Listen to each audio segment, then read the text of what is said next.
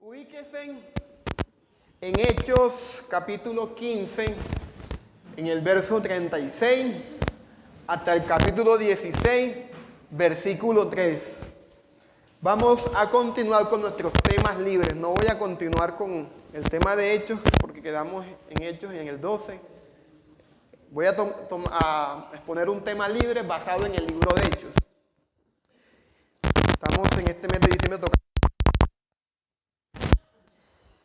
Hechos capítulo 15 del verso 36 hasta el capítulo 16 versículo 3. Pensando que cuando llega diciembre, este último mes del año, algunas personas les invade el sentimiento de insatisfacción. ¿De acuerdo? ¿Se acuerda el mensaje del domingo pasado? Cuando llega diciembre, a algunas personas les invade un sentimiento de insatisfacción por lo que no se pudo hacer en el año. Pero también cuando llega diciembre, o cuando llega esta fecha, suele suceder, o debería suceder, en pensar en cómo deberíamos mejorar para los proyectos que vamos a empezar el próximo año. Deberíamos hacer ese ejercicio. No solamente pensar en lo que pasó el año, sino pensar en, cómo voy a mejorar los proyectos que voy a emprender para el próximo año. ¿Qué ajustes debo hacer a nivel personal, familiar, ministerial o empresarial para fortalecer o mejorar en el 2023? Y quiero introducir esta temática con el siguiente proverbio popular antes de leer el texto. Hay un proverbio que dice: detrás de un gran hombre, ¿cómo termina? Siempre hay una gran mujer. Detrás de un gran hombre siempre hay una gran mujer. Los evangélicos no deberíamos decir así. No deberíamos decir detrás de un gran hombre hay una gran mujer. Deberíamos decir al lado de un gran hombre siempre hay una gran mujer, porque la mujer no está atrás, la mujer está al lado como una ayuda idónea. Y eso quiere decir que el éxito, y el hermano Rodrigo diciendo amén, amén, ¿cierto que sí? La mujer está al lado, no atrás, ayudando. Y eso quiere decir que el éxito que a veces tienen las personas, oiga esto, es debido a la ayuda que tienen o la ayuda que han recibido. El éxito que a veces uno tiene es debido a la ayuda que tienen o a la ayuda que han recibido. Y en el ministerio pastoral, en el ministerio familiar, en su familia, y en el ministerio o en su labor empresarial sucede lo mismo. El éxito y la productividad de los proyectos que se emprenden dependen mucho de un buen equipo de liderazgo o de un equipo de apoyo. Y el éxito y la productividad de los proyectos que tú vas a emprender para el año 2023 va a depender de eso. Primero, de que tú tengas un buen equipo o de que tú seas un buen equipo. Alguna de las dos. De que tú tengas un buen equipo o que tú seas un buen equipo. Y estoy pensando a nivel general, para que nadie se quede por fuera en el tema. Pienso en el ministerio pastoral o en el ministerio de la iglesia, los que tienen ministerios a cargo en la iglesia, pero también pienso en el ministerio familiar, en tus hijos, en tu esposo, en tu sobrino, en tus nietos, en las personas que tú pastoreas, educa. Y pienso en el ministerio o en el servicio empresarial. Si diriges una empresa, si estás bajo el liderazgo de una empresa. Todos los proyectos que tú vas a emprender para el próximo año va a depender de que tú seas que tengas un buen equipo o que tú seas un buen apoyo. Y Pablo es descrito en la Biblia como un apóstol. Ustedes saben que Pablo es descrito como un apóstol, un misionero, un plantador de iglesia, un evangelista, oiga esto, que trastornó y revolucionó el mundo antiguo con el mensaje del evangelio. Pero también Pablo, por lo que vamos a estudiar ahora, es descrito como un formador y maestro. No solo de la palabra de Dios, sino también él formaba líderes. Pablo era un pastor que equipaba a su equipo, porque Pablo entendía que el éxito, la productividad, depende de las personas que te rodean. Pablo tenía un equipo que lo sostenía en oración, que lo sostenía en la economía y que lo sostenía con el servicio. Voy a dar algunos ejemplos de cómo Pablo, antes de leer el pasaje, agradecía y afirmaba al equipo que tenía. Pablo lo formó. Por ejemplo, esto no lo usen, es simplemente como para introducir. En Filipenses 2:25-30 se menciona a Epafrodito, uno de los líderes que Pablo formó. Y dice que Epafrodito es descrito por Pablo como un colaborador y compañero de lucha, compañero de milicia, que fue enviado por la iglesia de Filipo para sostenerlo económicamente y ayudarlo en sus necesidades. Dios usó a Epafrodito para ayudar económicamente a Pablo. Cuando Pablo estaba preso, Epafrodito llevó la ofrenda de la iglesia de Filipo y agradecía el trabajo de Epafrodito, compañero de milicia, compañero de lucha. Onesíforo se menciona en 2 de Timoteo capítulo 1, versículos 15 y 18.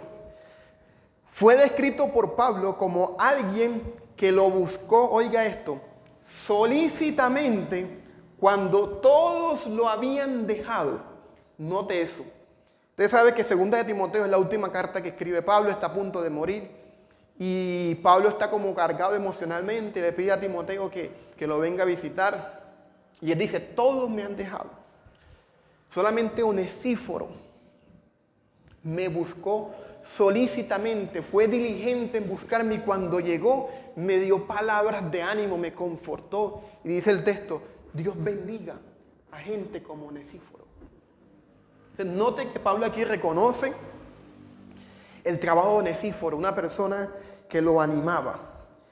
Y la lista puede continuar. ¿Han escuchado de la hermana Febe en la Biblia? La hermana Febe se describe en la Biblia, eso está en Romanos 16, 1 y 2. Era una diaconisa de la iglesia de Cencrea, que ayudó mucho a Pablo. Aquí hay muchas hermanas Febe. Esas hermanitas serviciales en la iglesia, atentas a las necesidades de los demás. Y Pablo agradece por la hermana Febe. También está Priscila y Aquila. ¿Han escuchado de Priscila y Aquila? Una parejita, esas parejitas en la iglesia que expusieron su vida por Pablo, Romanos 16, del 3 al 4. Esas parejitas que ayudaban a Pablo en el ministerio. Una vez cogieron a Apolos, ¿se acuerda que Apolos en Hechos estaba predicando lo que no es? Y esa parejita cogió a Apolos, ven acá mi hermano, tú eres muy buen predicador, pero esto es así, así, el mensaje que estás predicando le falta esta parte, así, tienes que presentar a Jesús. Esas parejitas donde él podía apoyarse. Así que Pablo es una persona que le gustaba afirmar y reconocer la labor de las personas que lo apoyaban. Y de esa manera él formaba, equipaba a las personas. Y todos los que estamos aquí somos líderes. Somos líderes, todos los que estamos aquí, ya sea porque estamos en una empresa, porque tenemos una familia, todos somos líderes. Pero todos los que estamos aquí también estamos bajo el liderazgo de una persona. En la vida siempre vamos a estar en esos dos puntos. O lideramos o estamos bajo el liderazgo de una persona. Y la pregunta con la cual quiero desarrollar el tema es, ¿cuáles son las cualidades que tienen los líderes que provocan ministerios fructíferos? ¿Cuáles son las marcas de la generación que Dios usa para hacer crecer a una iglesia, a una familia, a una empresa? ¿Cuáles son esas características que se necesitan para que los proyectos que tú vas a emprender en el 2023 sean fructificados? Porque no todo el mundo aplica, y así quiero empezar con el pasaje. No todo el mundo tiene esas características que ayudan, aligeran la carga. Note lo que dice Hechos 15:36. Después de algunos días, Pablo dijo a Bernabé: volvamos y visitemos a los hermanos en todas las ciudades donde hemos proclamado la palabra del Señor, para ver cómo están. ¿Cuál es el contexto de esta escena? Pablo había terminado su primer viaje misionero, dio informe a la iglesia de Antioquía, hubo un problema interno en Hechos capítulo 15 sobre la circuncisión de los gentiles, se resolvió el problema, le dieron una carta para que le entregara a los gentiles la carta de que no había que circuncidarse, y cuando ellos decidieron emprender su segundo viaje misionero, Pablo le dice a Bernabé: vamos a visitar a los hermanos en todas las ciudades donde hemos proclamado la palabra del Señor para ver cómo están. Pablo era un pastor. Él quería conocer la condición de sus ovejas. Queremos saber cómo están los hermanos. Y Bernabé quería llevar también con ellos a Juan, llamado Marcos. Pero Pablo consideraba que no debían llevar consigo a quien los había desertado en Panfilia y no los había acompañado en la obra. Así que se produjo un desacuerdo tan grande que se separaron el uno del otro. Bernabé tomó consigo a Marcos y lo embarcó rumbo a Chipre. Pero Pablo escogió a Silas y partió, siendo encomendado por los hermanos a la gracia del Señor. Y viajaba por Siria y Cilicia. Nuevamente se resalta la labor pastoral de Pablo, confirmando a las iglesias, consolidando al equipo que había formado en el primer viaje misionero, haciéndole seguimiento a los nuevos creyentes, equipando a los creyentes maduros. Pero resulta y pasa que el texto nos dice que dentro del equipo ministerial de Pablo, en un momento de transición, después de terminar su primer viaje misionero y de informar a la iglesia cuán grandes cosas Dios había hecho con ellos, dice el texto que el equipo ministerial de Pablo tiene un vacío por un altercado que tiene con uno de sus compañeros de viaje. Bernabé quería llevar a un familiar suyo, ¿decir a quién? A Juan Marcos. Este había estado con ellos en el primer viaje, pero en el inicio los dejó tirados, desertó y se devolvió. Y parece que este acto de Juan Marcos en el primer viaje misionero, cuando Pablo iba con Bernabé predicando el evangelio, y él como que le dio miedo, ¿no? Y él se devolvió. Este acto de Juan Marcos indignó a Pablo, lo molestó. Que cuando Bernabé era como familiar de Juan Marcos, que cuando Bernabé quería llevarlo, Pablo dice: este no va con nosotros. Él nos abandonó en Panfilia. Y permítame especular un poquito el pasaje. Yo quiero gente que no hay que mimar en el camino.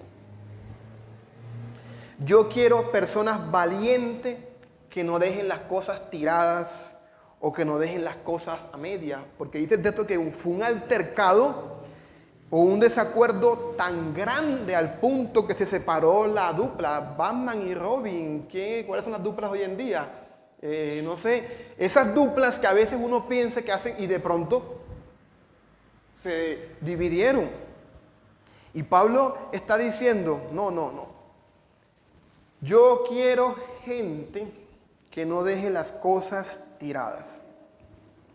Yo quiero personas valientes, porque predicar y vivir el evangelio requiere de gente forzada. Oiga esto.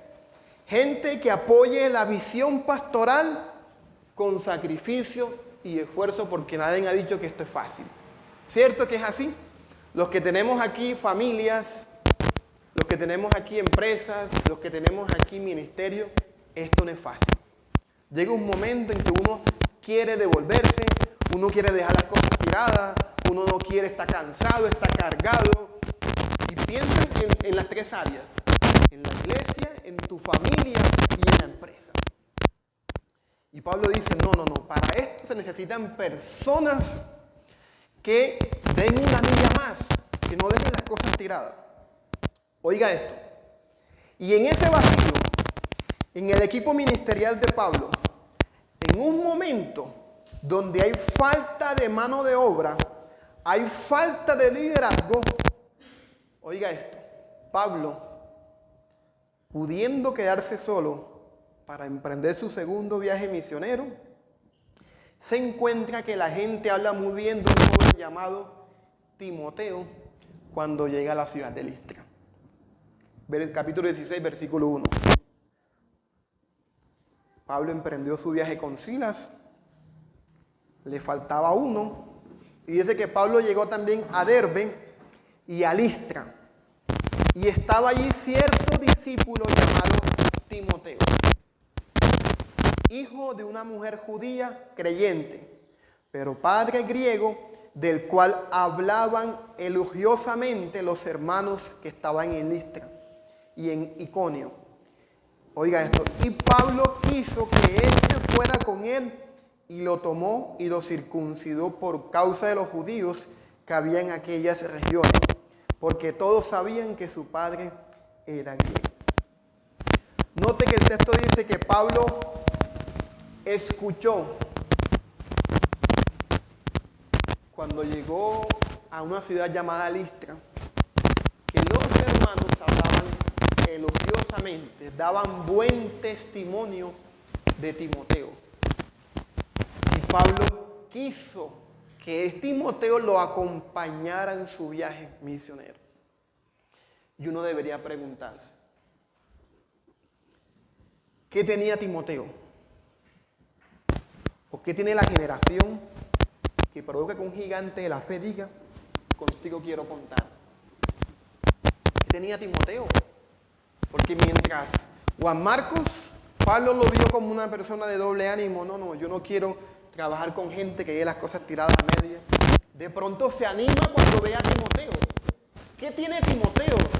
¿Qué tiene la gente o la generación que provoca que alguien diga, yo quiero trabajar contigo, yo quiero que tú entres en mi equipo, yo quiero que tú seas parte de mi familia, yo quiero que tú seas parte de mi empresa, de mi equipo? ¿Qué tiene Timoteo que llena los vacíos que otros dejan y ayudan a que el trabajo pastoral y familiar sea más fácil? Oiga esto y memorice esto.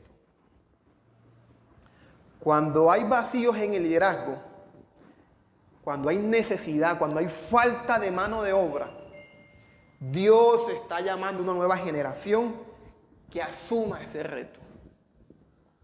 Cuando hay falta de mano de obra, Dios levanta a otras personas porque no se pueden quedar las sillas vacías. La obra de Dios tiene que seguir avanzando. Nadie es indispensable. No se pudo contar con Juan Marcos. Pablo siguió avanzando la obra, añadió a Silas, pero también añadió ¿a quién? A Timoteo. Y uno debería preguntarse, ¿qué tiene Timoteo? Porque para los proyectos que vamos a emprender para el 2023, necesitamos tener las características y las cualidades de Timoteo. Que tu papá, tu jefe, tu pastor, tu líder diga, yo quiero trabajar contigo, Timoteo. Tú tienes algo que no tenía Juan Marcos.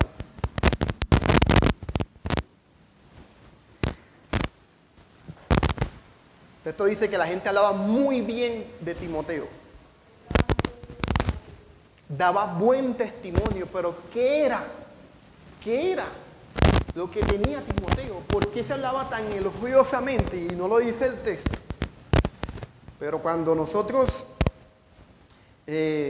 miramos cómo Pablo describe a Timoteo en sus cartas, vamos a encontrar 3 características que quiero enfatizar en esta mañana brevemente.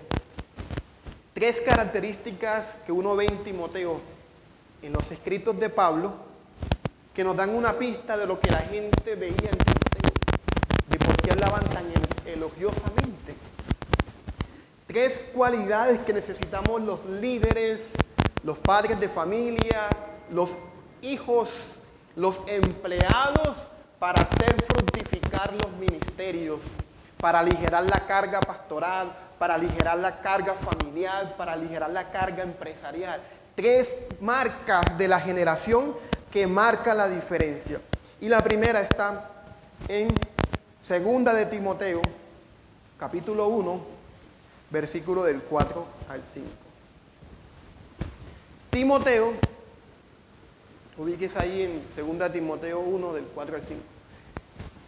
Timoteo en Hechos es descrito como el hijo de una mujer creyente judía, pero que su padre era griego. Es decir, que Timoteo vivió mucho de lo que usted y yo vivimos. Timoteo vivió en un hogar con un papá no creyente y con una mamá creyente. Y el texto dice que llegó un momento en su vida, el texto que vamos a leer, que Timoteo, a pesar de que estaba en esa dicotomía de que uno me invita para el mundo, otro para la iglesia, ¿han escuchado esa canción? Esa indecisión, esas crisis que a veces uno tiene cuando no todos son cristianos en la iglesia. Timoteo parece que tanta fue la influencia de su madre Loida y su abuela Eunice, o no sé si es a lo contrario, pero cierto, tanta fue la influencia de ellos que él abrazó la fe. Abrazó la fe. Y dice el texto, muchas gracias, en 2 de Timoteo 1, del 4 al 5. Aquí vemos la primera característica. Pablo está preso, es la última carta que está escribiendo, él sabe que va a morir, y le escribe a Timoteo para animarlo en el ministerio y darle algunas instrucciones específicas. Y le dice: doy gracias a Dios, desde el 3, a quien sirvo con limpia conciencia, como lo hicieron mis antepasados, de que sin cesar, noche y día me acuerdo de ti en mis oraciones. Versículo 4. Deseando verte, al acordarme de tus lágrimas, para llenarme de alegría, porque tengo presente, ¿qué?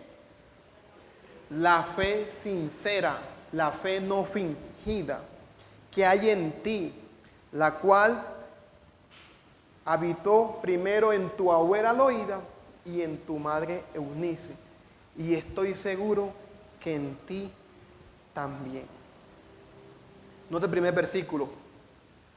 La primera cualidad que resalta Pablo de Timoteo, que uno puede decir de por qué la gente hablaba tan elogiosamente y provocó que el ministerio de Pablo fuera tan fructífero, fue porque fue un joven con una fe sincera. Una fe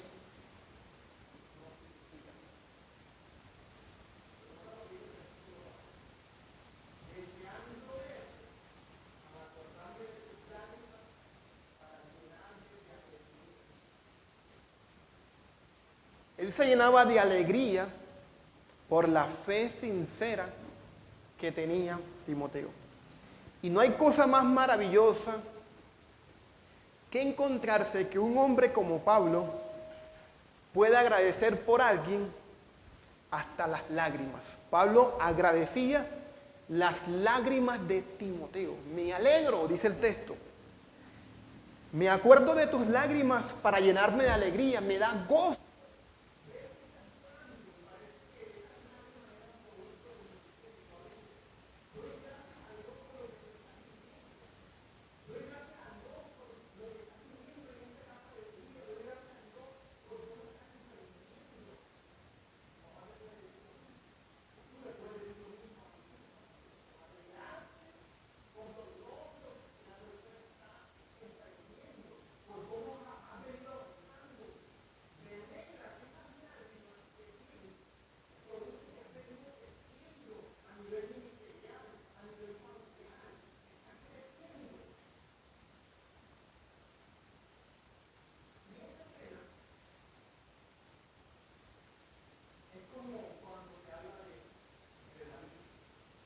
de que Pablo se alegre por el crecimiento de Timoteo, le dé alegría, las lágrimas de Timoteo, es como lo que vivió David con Saulo.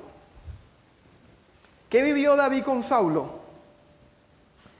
David fue un hombre de Dios, decía un predicador, que se convirtió en un vaso de agua fresca para Saúl.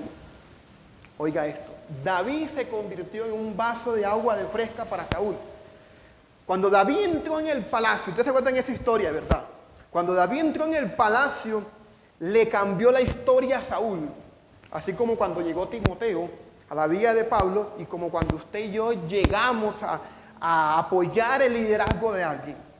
David entró en el palacio y le cambió la historia a Saúl. Saúl, ¿cómo estaba? Deprimido, estaba enfermo, no estaba en sus cabales. Pero cuando David entra, llega ¿con qué? Con consolación, con palabra de ánimo. David se convierte en su ayudante, lo conforta, lo cuida, lo mima, lo arropa en las noches y le canta una canción de cuna. ¿Sabe que David tocaba el arpa, cierto? Y cada vez que David tocaba el arpa, ¿qué le pasaba a Saúl? Se calmaba y se dormía porque estaba muy atormentado. O sea, David fue un vaso de agua fresca para el ministerio de Saúl. El mismo hombre que fue usado para matar a un gigante fue el mismo hombre tierno y compasivo hacia su rey, aunque el rey no se lo merecía. Hay gente que no se merece, tiene muchas debilidades, falencias, y a veces nos limitamos. Pero David nos da un ejemplo, que aunque no se lo merezca, aunque tenga limitaciones, aunque sea débil como soy yo, David fue tierno y compasivo con Saúl.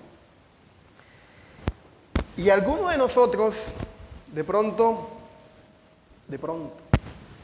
hemos sido un dolor de cabeza para nuestros líderes, para nuestros padres, para nuestros jefes. De pronto, no hemos sido un vaso de agua fresca, como lo fue David para Saúl y como lo fue Timoteo para Pablo. Pero bendito sea Dios, ¿cierto? Cuando Él encuentra personas como los que estamos acá, que son una brisa fresca, que provocan alegría en sus líderes, que provocan alegría en sus padres, que provocan alegría en sus empleados. Bendito sea Dios cuando hay gente así, que no provocan problemas, sino palabras de gratitud y de alegría por el apoyo a la familia, por el apoyo al ministerio, por el apoyo. Bendito sea el Señor.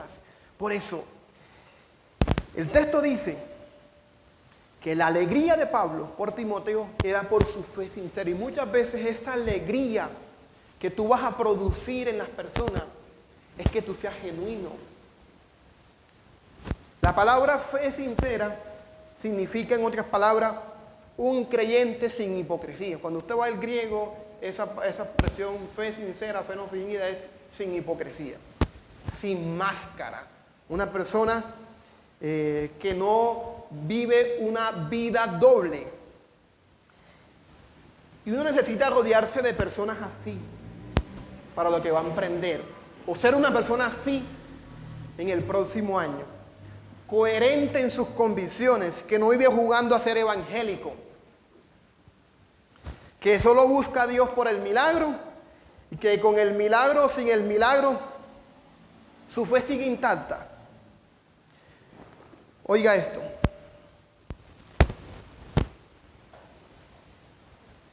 Esta parte de la fe sincera, cuando uno mira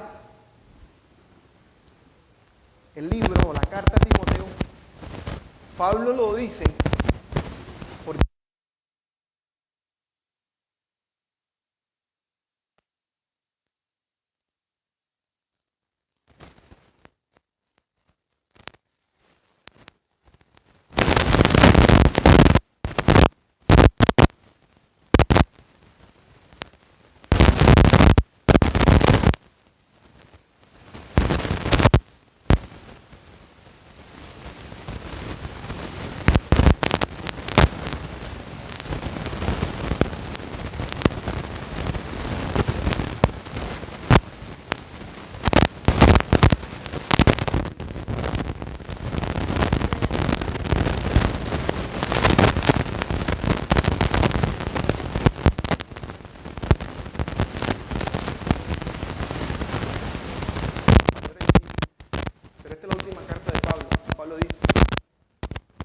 tráeme Timoteo porque me ha desamparado.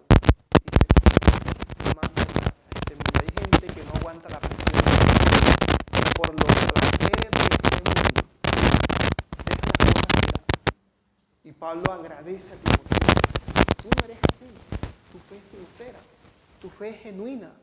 Tu fe es sin máscara. Y una de las cosas que ayudó a que Timoteo sea sincero, sin hipocresía y que no dejara las cosas tiradas, tal vez como Bernabé, como Juan Marcos o como Demas, es lo que dice el capítulo 3, versículo 10. Cuando dice, versículo 14. Y yo quiero que usted memorice eso. Si usted quiere ser una persona sincera, genuina, que no deje las cosas tiradas, que no se deje llevar por los placeres de este mundo, mira lo que le pasó a Timoteo. En el versículo 14. Persiste en lo que has aprendido, de las cuales te convenciste, sabiendo de quién las has aprendido. Segunda de Timoteo 3:14. Y que desde la niñez has sabido las sagradas escrituras, las cuales te pueden dar sabiduría, que lleva a la salvación mediante la fe en Jesucristo. ¿Qué está diciendo aquí? Que Timoteo tenía una fe sincera porque él la aprendió ¿de dónde? De sus ancestros, pero también y se convenció de las escrituras.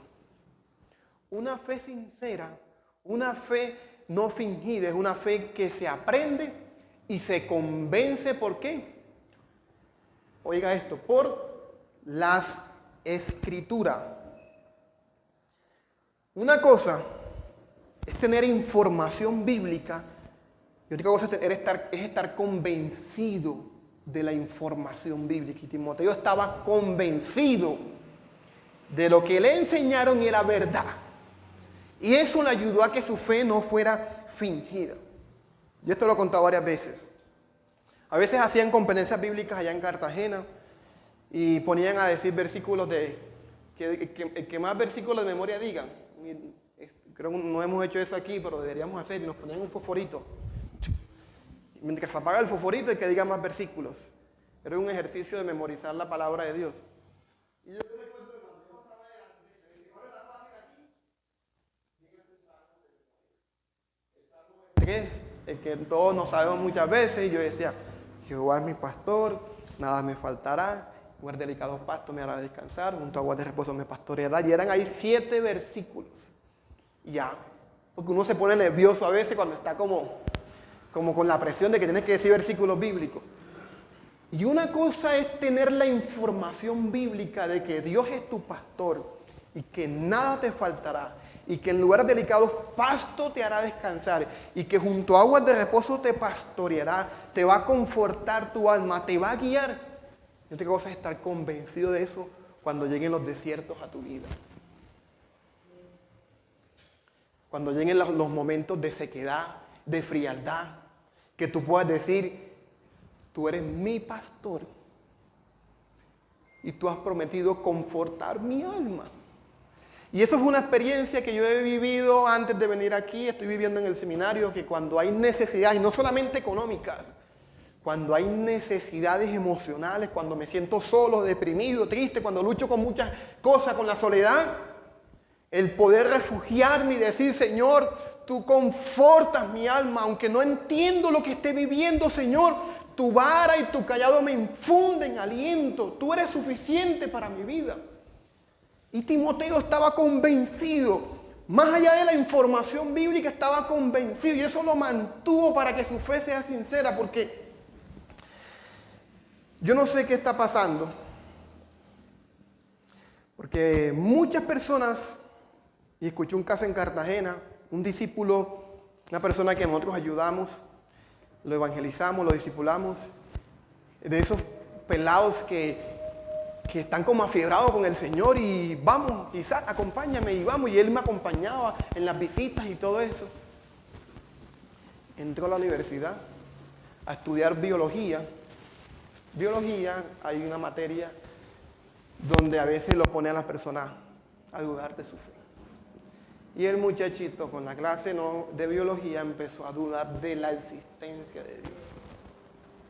Y yo no sé qué es lo que está pasando con los jóvenes que llegan a la universidad, cuando salen de la burbuja de la iglesia, de la burbuja de la casa, que cuando llegan a otro lugar donde se tiene que probar si estás convencido de que Dios es real, de que Él es tu pastor, de que Él te creó, de que envió a su Hijo, también. ¿Por qué? Porque no fue una fe sincera, no fue una fe que se aprendió y se convenció. Y también pasa con circunstancias de la vida. ¿Qué está pasando?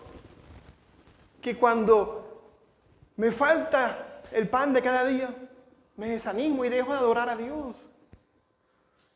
Cuando se muere el familiar y no entiendo por qué Dios hace esto, ¿por qué? Porque la fe no estaba cimentada en las Escrituras. Así que, amado hermano, para que usted tenga una fe sincera, usted tiene que estudiar la palabra de Dios. Si usted no entiende algo, usted pregunta, porque eso debe estar cimentado en la palabra de Dios. Si no sabes cómo aplicar cierto pasaje, pregunta. Te paras al lado de tu pastor o tu líder y le preguntas, ¿cómo se vive esto? ¿Cómo se toman decisiones basadas en este pasaje? ¿Cómo hago negocios basado en esto? ¿Cómo trato a mi esposa basado en este versículo? ¿Cómo manejo mis relaciones interpersonales basado en lo que dice la Escritura? Si tú no entiendes, tú preguntas. Y no me refiero a vivir el texto literal, sino a vivir el texto del principio bíblico. Así que Timoteo fue un hombre con fe sincera porque la aprendió y se convenció en la Escritura. Pero la segunda característica de Timoteo, y estas son más cortas, fue en Filipenses capítulo 2, en el verso 19. Con esta voy concluyendo. Filipenses capítulo 2, cuando Pablo se refiere a Timoteo, Pablo está preso. Esto fue antes de 2 de Timoteo. Y Timoteo lo está acompañando en la cárcel. Pablo desea hacerle seguimiento a los hermanos de Filipo. Y para saber cómo están los hermanos de Filipo, dice lo siguiente. Filipenses 2:19. Segunda característica. Espero en el Señor Jesús enviarles pronto ¿a quién? A Timoteo, a fin de que yo también sea alentado al saber de la condición de ustedes, pues a nadie más tengo del mismo sentir y que esté sinceramente interesado por el bienestar de ustedes. ¿Cuál es la cualidad de Timoteo en ese pasaje? Una persona que ¿qué?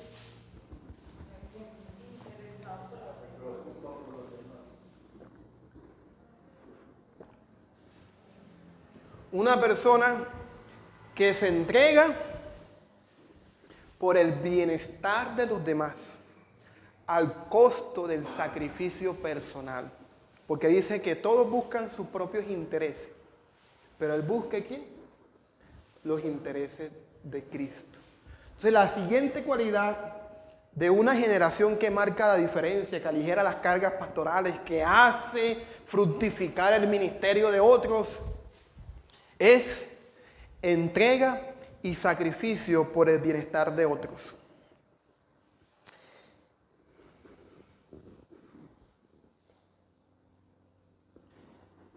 Permítame ilustrarlo con lo siguiente.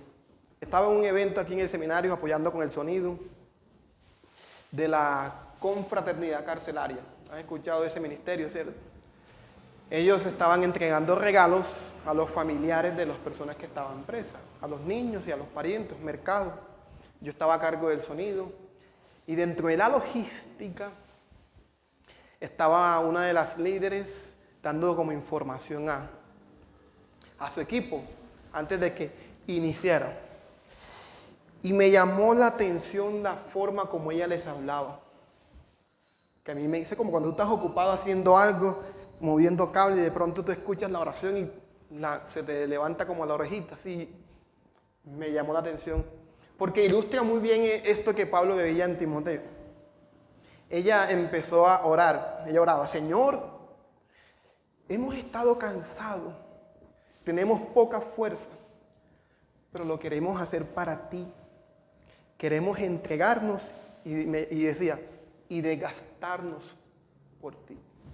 Cuando yo escuché eso, porque yo estaba cansado también, y de pronto cuando dice, queremos desgastarnos por ti, entregar todas nuestras fuerzas por ti, no, esta mujer la tiene clara. Y la tiene clara y la sabe transmitir, porque ahí había gente, voluntarios. Eso era un evento de 600 personas. Usted vio, aquí había tremenda logística, estaba lleno. Gente con vendiendo perro caliente por allá, gente haciendo, eso estaba lleno aquí en el seminario. Y las personas que estaban apoyando, habían unas que pertenecían al Ministerio de Confraternidad y había otras que eran voluntariados. Y la forma como ella inyectaba pasión y ánimo era con esa oración. Queremos desgastarnos por ti, queremos entregarnos por ti.